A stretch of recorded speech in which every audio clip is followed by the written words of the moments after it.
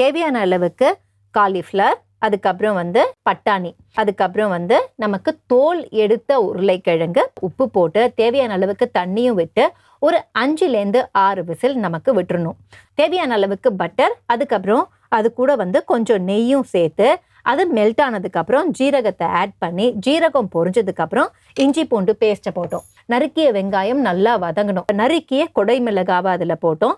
சாப் பண்ண தக்காளி வச்சுருந்தோம். அந்த தக்காளியை நம்ம ஜாரில் போட்டு நல்லா ஒன்றும் பாதியமாக பிளெண்ட் பண்ணிக்கிட்டோம். பிளெண்ட் பண்ண தக்காளியும் குடமிளகா ரெடி ஆனதுக்கப்புறம் அதையும் போட்டு நல்லா அதை குக் பண்ணதுக்கப்புறம் மிளகாய் தூள், மல்லித்தூள் அண்ட் மிக முக்கியமான மசாலாவான கரம் மசாலா பவுடரையும் ஆட் பண்ணி, மஞ்சள் தூள், கொஞ்சம் தண்ணி ஊற்றி அதோட பச்சை வாசனை எல்லாம் போகிற அளவுக்கு நல்லா குக் பண்ணோம். அதை குக் பண்ணி முடிச்சதுக்கப்புறம் நம்ம குக்கரில் வேக வச்சுருந்தோம்ல, அந்த காய்கறி எடுத்து அந்த வாட்டரோட ஒரு பவுலில் போட்டுக்கிட்டு அதை நல்லா நம்ம மேஷர் வச்சு மேஷ் பண்ணிவிட்டு அதையும் அப்படியே இது கூட ஆட் பண்ணிக்கிட்டோம்.